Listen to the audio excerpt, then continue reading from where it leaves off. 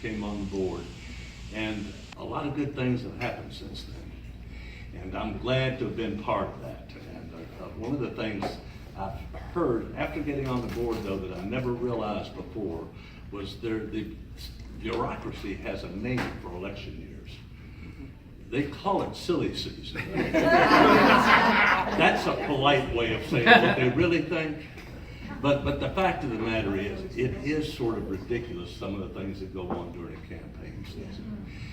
So much stuff comes out, so much is in the news, and so much is said, yet it's all said with just based on emotion, without facts, without the reality of things going on. I've been hearing a lot of things going on here so far this year.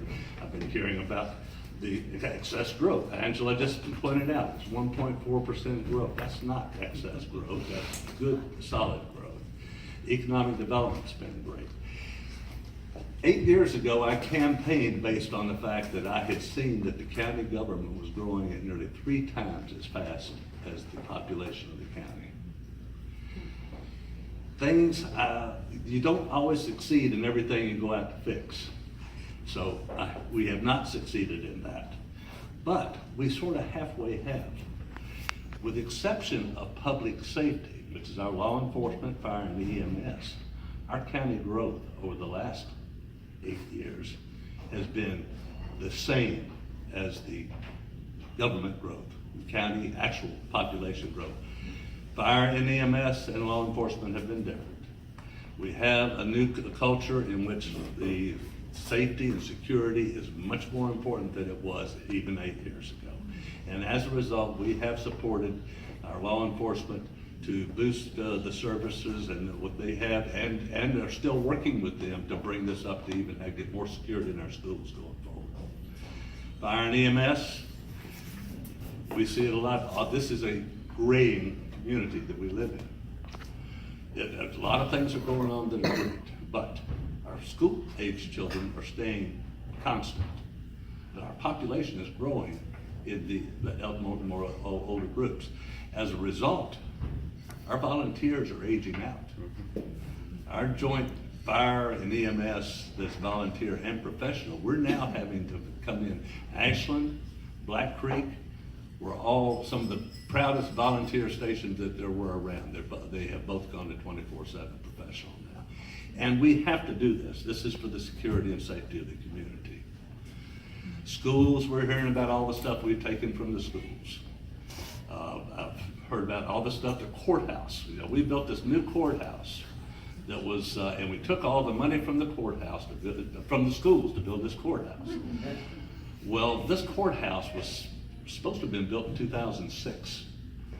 And it was cut off because we didn't have the money to do it.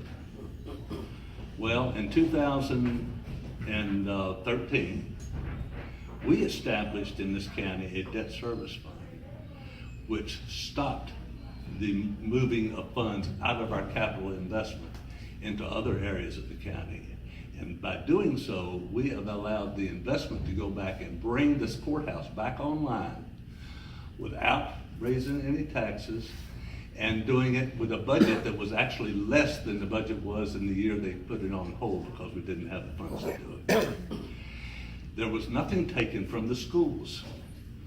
The only thing that this board has ever taken from the schools is their debt. When we set up that debt fund, we took away all of their debt, the millions of dollars that they were paying every year in debt service. We put it on the county side of the ledger. At the same time, we combined the finance departments of both the schools and the county that were duplicate.